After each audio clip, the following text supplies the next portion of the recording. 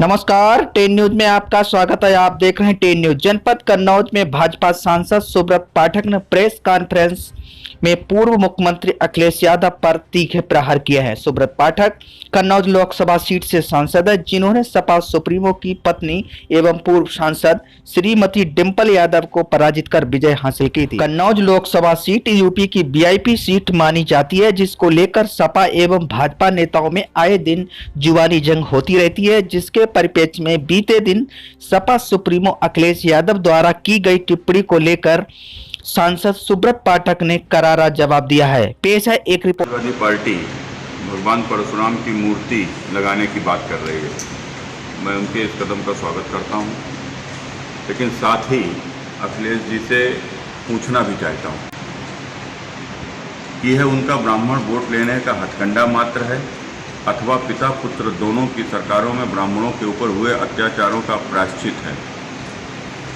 जिस समाजवादी विचारधारा का जन्म ही ब्राह्मणों के विरोध में हुआ हो, वह आज ब्राह्मण वोट के लिए प्रपंच रच रहे हैं। मुलायम सिंह जी के द्वारा अर्जक संघ चलाया जाता था, जिसके प्रचार हेतु जाने वाले लोग यह कहकर लोगों को ब्राह्मणों के प्रति द्वेष उत्पन्न करवाते थे कि ब्राह्मण और काला नाग एक साथ दिखे तो पहले ब्राह्मण को मार देना वह अधिक खतरनाक है।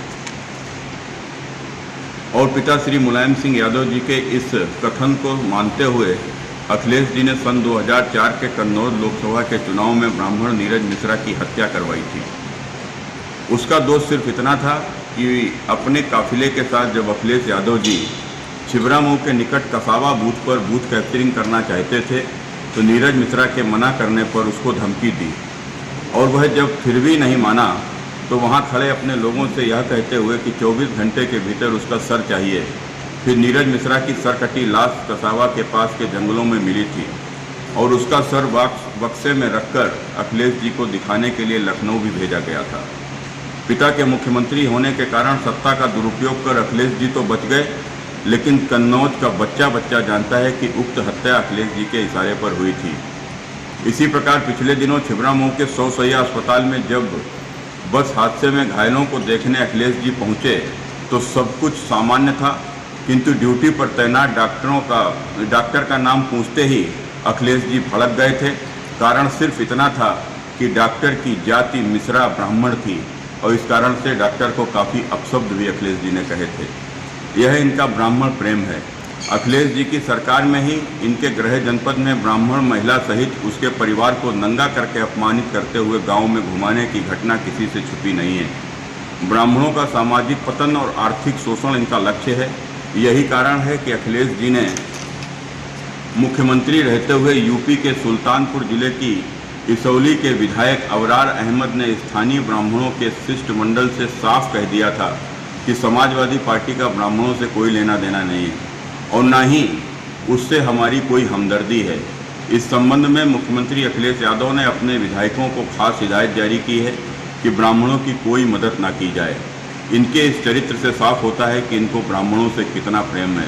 ध्यान में आता है कि मुलायम सिंह जी के मुख्यमंत्री बनने से पूर्व उत्तर प्रदेश में ब्राह्मण पढ़ने लिखने में अग्रणी होने के कारण से छोटी मोटी नौकरियों में लगकर अपना जीवन यापन करता था, किंतु मुलायम सिंह जी के द्वारा नकल पद्धति को बढ़ावा देने से अपने स्वजातीय लोगों को डिग्रियां दिलाई और सरकार का दुरुपयोग करते हुए नकल से पास अपने स्वजातीय अयोग्य लोगों को नौकरियों में भर्ती दिलाई, जिस कारण से योग्य ब्राह्मण नौकरी से वंचित हो गए। बाद में इसी क्रम में अखिलेश की सरकार आने पर गांव-गांव नकल सेंटर और अपने लोगों के विद्यालय के नाम पर डिग्री दिलाने का कारखाना खोला गया।